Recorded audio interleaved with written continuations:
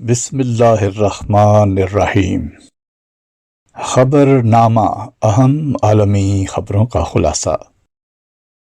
سعودی عرب کی وزارت حج و عمرہ نے زائرین اور عمرہ عازمین سے آسان طواف کی خاطر تعاون اور ہدایات پر عمل درآمد کرنے کی اپیل کر دی۔ سعودی عرب کی وزارت حج و عمرہ نے کہا ہے کہ زائرین اور عمرہ عازمین ہدایات پر عمل کرتے ہوئے انتظامیہ کے ساتھ تعاون کریں تاکہ طواف کا بابرکت عمل تمام زائرین کے لیے ہموار اور آسان ہو۔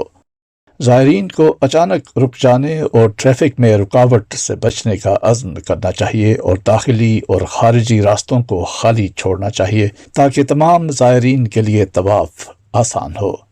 وزارت حج کی طرف سے ایک اشتہار میں زور دیا گیا ہے کہ طواف کی 2 رکعت نفل نماز مسجد الحرام میں کہیں بھی ادا کی جا سکتی ہے۔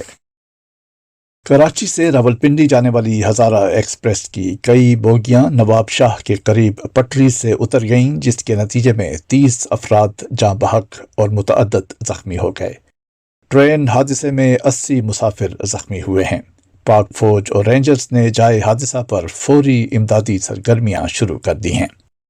ٹرین ڈرائیور کا کہنا تھا کہ ٹرین میں مجموعی طور پر 19 بوگیاں تھیں، جن میں سے 10 حادثے کا شکار ہوئیں۔ وفاقی وزیر ریلوے سعد رفیق نے کہا ہے کہ ٹرین مناسب رفتار سے چل رہی تھی، پہلے ریلیف پھر تحقیقات ہوگی۔ یہ لائن کا مسئلہ ہو سکتا ہے یا کوئی تخریب کاری ہو سکتی ہے۔ تخریب کاری تھی یا فنی خرابی، اس کا فیصلہ FGIR کرے گی۔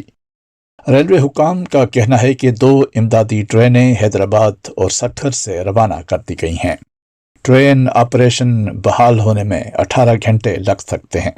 بوگیوں کو ٹریک سے ہٹا کر ٹریک کی بحالی میں بھی وقت لگے گا۔ افغان وزیر دفاع محمد یعقوب مجاہد نے سپریم لیڈر ہیبت اللہ اخندزادہ کی جانب سے طالبان کو پیغام دیتے ہوئے کہا ہے کہ اگر بیرون ملک حملے کیے گئے تو وہ جہاد نہیں بلکہ جنگ ہوگی۔ انہوں نے افغان سیکیورٹی فورسز کے ارکان سے ایک تقریر میں کہا کہ افغانستان سے باہر لڑائی مذہبی طور پر منظور شدہ جہاد نہیں بلکہ جنگ ہے، جسے سپریم لیڈر ہیبت اللہ اخندزادہ نے روک دیا ہے۔ سپریم لیڈر نے کہا کہ اگر کوئی جہاد کے مقصد کے لیے افغانستان سے باہر جاتا ہے تو اسے جہاد نہیں کہا جائے گا۔ اگر امیر مجاہدین جنگجوؤں کو جنگ میں جانے سے روکتے ہیں اور وہ پھر بھی ایسا کرتے ہیں تو یہ جنگ ہے، جہاد نہیں۔ سعودی عرب کی میزبانی میں جدہ میں یوکرین بحران پر مذاکرات میں متعدد ممالک کے نمائندے یوکرین بحران کے حل میں مصروف رہے۔ مذاکرات میں یوکرین نے اپنا متوقع 10 نکاتی امن فارمولہ پیش کیا۔ اس موقع پر یوکرینی وفد کا کہنا تھا کہ ان کی تجاویز کو متعدد ممالک کی طرف سے حمایت حاصل ہے۔ دوسری جانب میزبان ملک سعودی عرب کی حکومت کو امید ہے کہ جدہ ملاقات میں یوکرین بحران کے حل میں مدد ملے گی۔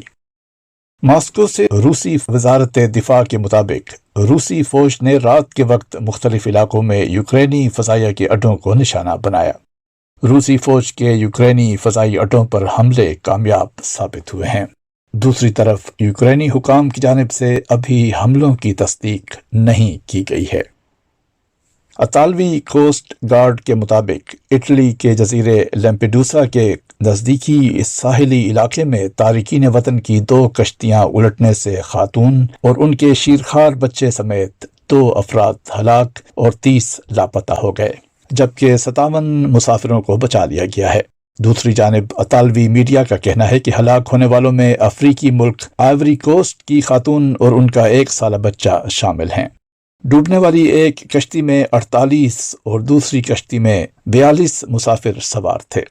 معلوم ہوا ہے کہ حادثے کا شکار ہونے والی دونوں کشتیاں تارکین وطن کو لے کر شمالی افریقی ملک ٹیونس سے یورپ جا رہی تھیں۔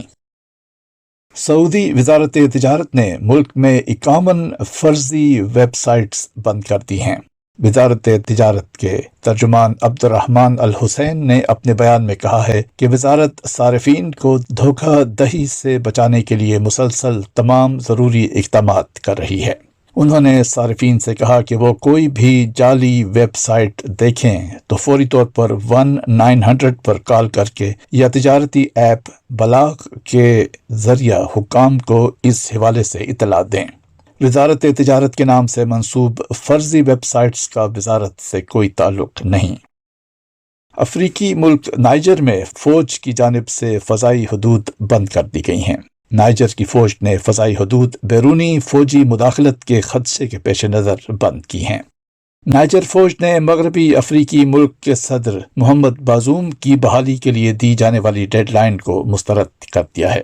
یاد رہے کہ نائجر فوج نے گزشتہ ماہ صدر محمد بازوم کی حکومت کا تختہ الٹا تھا۔ یہ تھا اہم عالمی خبروں کا خلاصہ۔ روزنامہ الفضل انٹرنیشنل، بدھ 9 اگست سن 2023، صفحہ 8۔